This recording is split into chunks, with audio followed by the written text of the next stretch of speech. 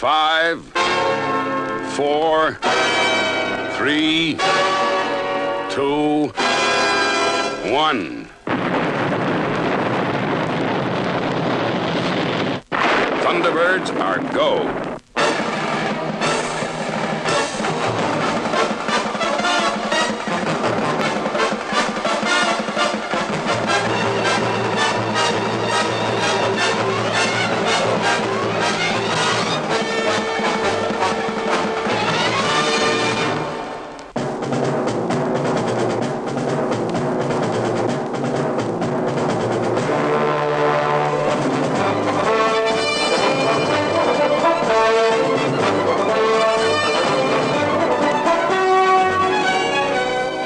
It was International Rescue's first operation. John called from the space monitor, Thunderbird 5, and Father called us together in the lounge to tell us the news. The Fire Flash, the giant new atomic-powered aircraft with 600 passengers on board, was in distress at London Airport. Someone had placed a bomb in the landing gear before takeoff.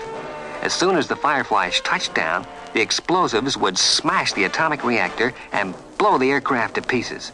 And what's more, Tintin was on board, on her way to join the International Rescue Team. I don't understand it. Something must be wrong. We're losing height. Ladies and gentlemen, may I have your attention, please? We have developed a minor technical fault and are returning to London. Please fasten your safety belts. Say, you're right. Oh, but I guess it's nothing to worry about. Well, I hope not. It's a very long way down from here.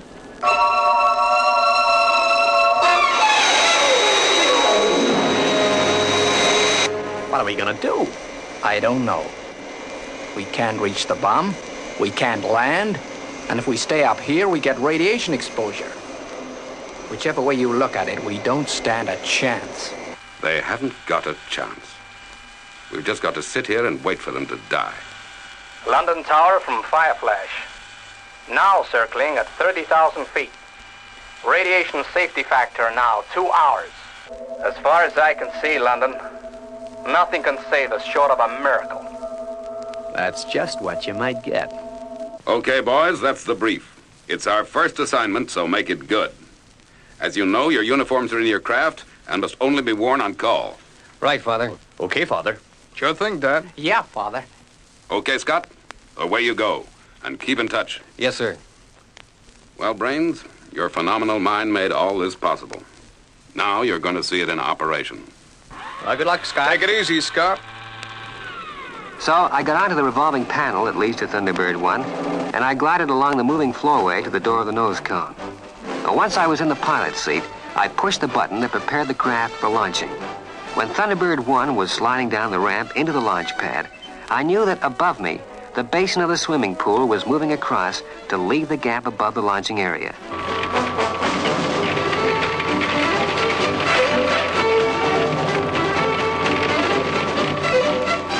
Once I got there, I fired the motors,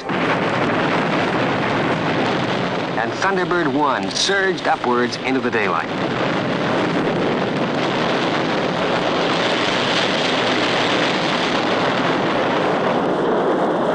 International Rescue Space Station. This is Thunderbird 1. Give me the lowdown, John. Thunderbird 1 from Space Station. They're trying to dislodge the bomb by aerobatics, but they're not having much success. But from what you say, John, we're the only ones that can save them. We better bring up our heavy equipment. It looks like we're going to need it. I'll contact Father on the TV portrait. Go ahead, Scott. I'll be arriving at London Airport in 52 minutes. But it looks like I'll need heavy rescue. Okay, Scott. I'll organize that right away. Virgil, away you go. Right, Father. Well, Virgil went down to the heavy rescue hangar by the chute that drops him right into his chair in the cabin of Thunderbird 2. And while a massive cliff face was dropping away to reveal a hangar entrance, the pods containing the rescue machinery were slipping along the conveyor belt. When Pod 3 had arrived under the aircraft, the tall legs of Thunderbird 2 retracted, and the craft sank on top of it. Then Virgil rolled his machine forward to its ramp, fired the rockets, and Within seconds, he was airborne, on his way to join me. But by now, I was well on my way to London Airport. In the rescue business, speed is all important, and my Thunderbird is capable of reaching phenomenal speeds. I guess in the London control tower, they could hardly believe their eyes when they picked me up on their radar screens. Aircraft approaching from the east, height 2,500 feet. Speed 7.5 thousand miles per hour. 7.5 thousand miles an hour. Have you gone crazy? London Tower, this is international rescue. Fireflash is in trouble and we are equipped to help you. Request permission to land. International rescue? What is this? That must be the aircraft I just picked up. This I must see. International rescue, you are clear to land. Use runway 29. Will not require runway, coming in vertically.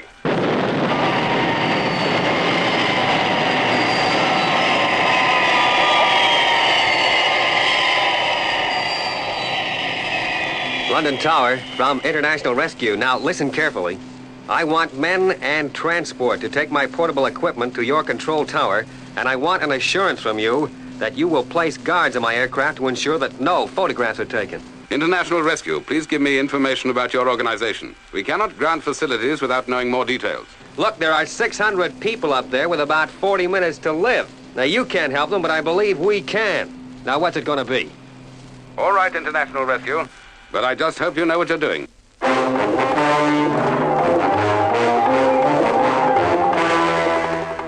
I guess the airport controller knew that there was no time for argument. The situation was now desperate. Already one attempt to save Fireflash had been made. They had winched a man from another aircraft into the wing of the Fireflash in an attempt to dismantle the bomb. But when he got there, he lost his grip and fell out through the open hatch.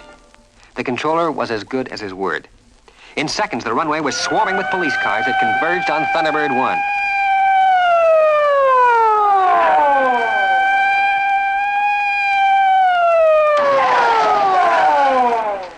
But somehow the saboteur, the guy who had put the bomb in the Fireflash, had got amongst them, posing as a police officer and with a camera concealed in the badge of his cap. As I thought, International Rescue are arriving on the scene. Part 2 of my plan about to commence.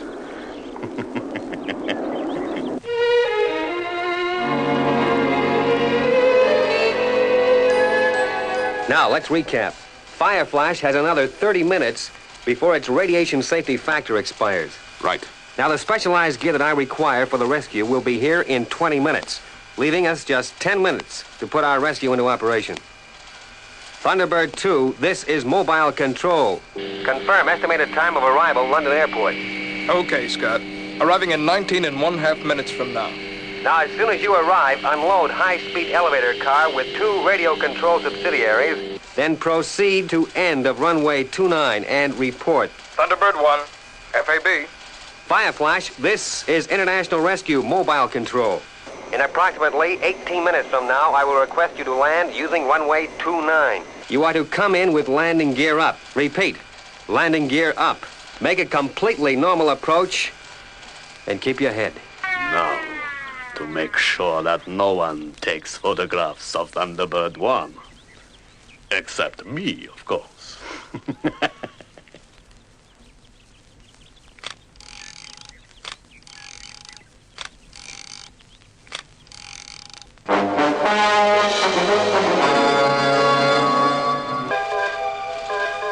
The automatic camera detector, quick! Someone's photographing the instrument panel of Thunderbird 1. It's imperative that you get this man and stop him. Airport police, this is the control tower. Someone is taking photographs inside the International Rescue aircraft. Grab him and bring him in for questioning.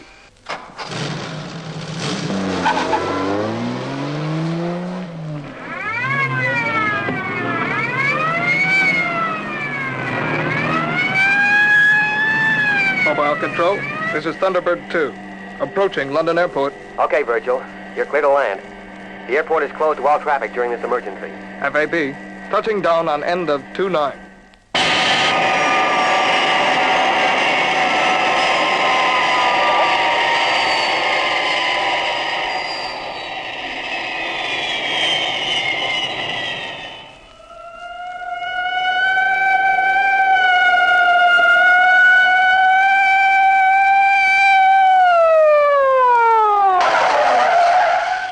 London Tower from Airport Mobile Police. We have lost contact with pursuit car. Vehicle was last seen turning onto M1, heading towards Birmingham. Message received and understood. I'm sorry. We did our best. Okay. Leave this to me.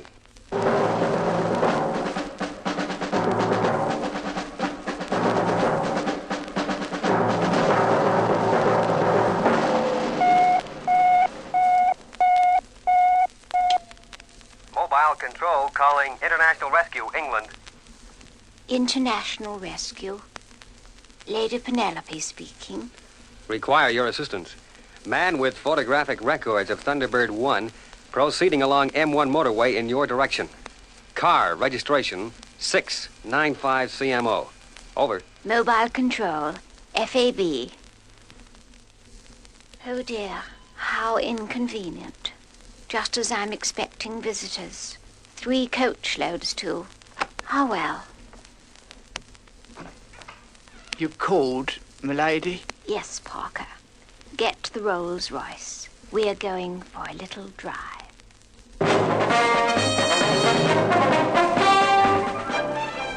So, Lady Penelope, with Parker at the wheel of her Rolls Royce Fab 1, speeded towards the motorway in hot pursuit.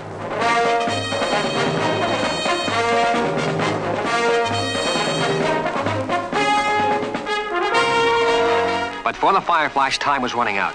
The pilot's voice sounded grim when he radioed through to me in the airport control tower.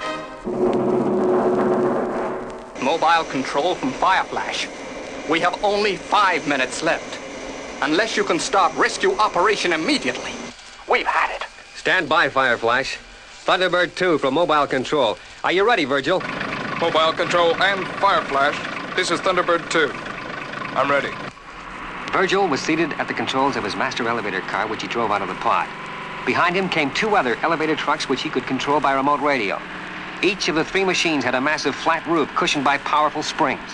When Virgil told me he was in position at the start of the runway, I radioed the Fireflash pilot with final instructions. Control to Fireflash. Commence your approach, and good luck. After acknowledgement of this transmission, do not make any further calls. Whatever happens, keep this frequency clear. Roger, Control. Starting approach now. Aircraft approaching glide path 5 miles to threshold. Stand by, Virgil. Fireflash, on final approach. Virgil waited in the master elevator car for me to give the final go-ahead. In the control tower, the radar operator was describing the Fireflash's final approach. Aircraft on glide path 3.5 miles to threshold. Stand by, crash tenders. Crash tenders to center of runway 29. Roger.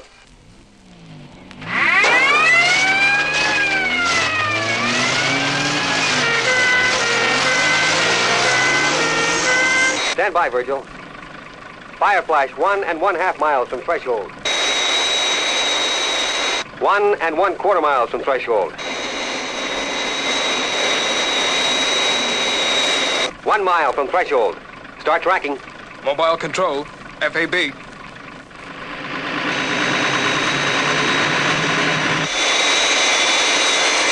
Fireflash 700 yards from threshold. Airspeed 130 knots. Increase to 108. FAB. As Virgil's 3 elevator trucks raced along beneath it, the Fireflash dropped lower and lower. With utmost concentration, the entire team used all their skill and precision to bring the vehicles into exactly the right position for exactly the right moment. Okay, Fireflash.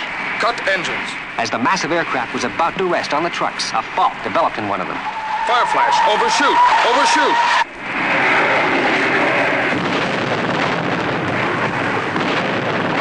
So Virgil backtracked to the starting point and brought out of the pod the 4th and last elevator car, and the whole operation was started again.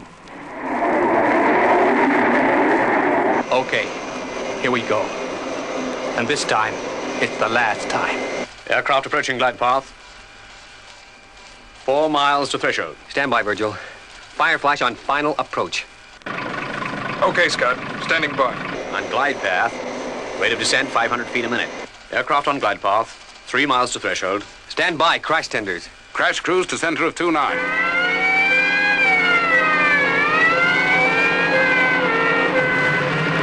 Runway ahead 2 miles. Fireflash now 1 mile from threshold. Start tracking. Mobile Control, FAB.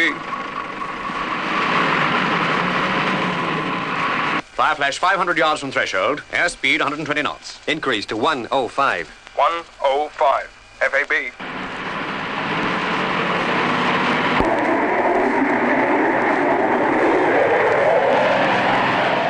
So the mighty Fireflash, with its crew and passengers of 600, came roaring down towards the runway. Ahead of it raced Virgil's 3 elevator cars. Gradually, the Fireflash came into a position directly above the cars. One wing over each of the radio cars and a massive fuselage over Virgil's master car. With barely a yard separating the cars from the Fireflash, Virgil shouted a command to the Fireflash pilot. Fireflash from Thunderbird 2. Cut engines. The port wing of the Fireflash suddenly dropped dangerously near the ground. Fireflash, lift port wing. Lift port wing. The engine sprang to life, and the wing rose just enough for the radio truck to race into position beneath it. Cut power. Okay, Fireflash, reverse thrust. The Fireflash was now totally supported by the 3 elevator cars, but by now they were running out of runway. I'm applying brakes down here.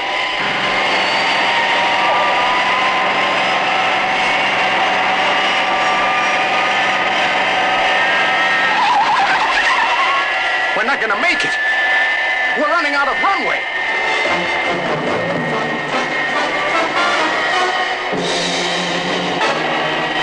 Hold tight, Fireflash. Applying maximum brakes.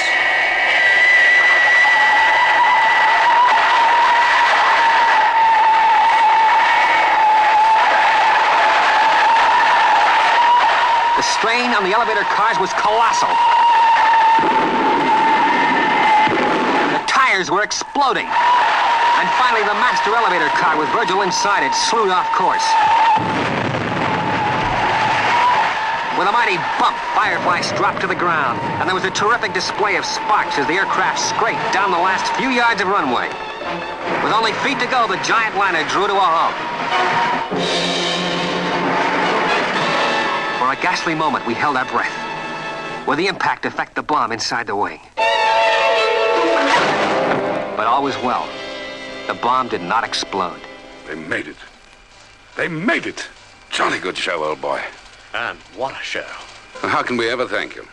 Well, I tell you, it's essential for the reason I explained to you that our organization remains top secret. I want you to contact your authorities and make sure that there are no aircraft within a 100-mile radius when we leave, and their assurance that we will not be tracked. Whatever happens, secrecy must be maintained at all costs. I'll do my best. But talking of secrecy, how about that character who photographed your aircraft? Don't worry. You'll be taken care of.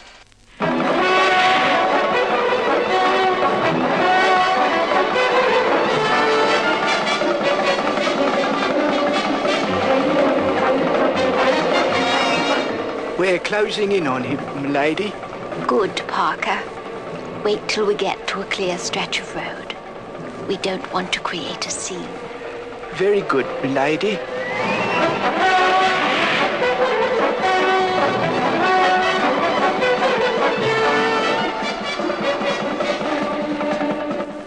Go ahead, Parker. Yes, milady.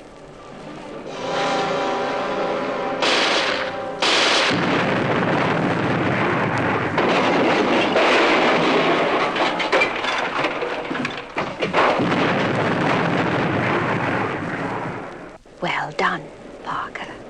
Thank you, madam. Home, milady? Home, Parker. It looked like that guy wasn't going to give us any more trouble. The roll of film containing the photographed secrets of international rescue could not possibly survive that wreck.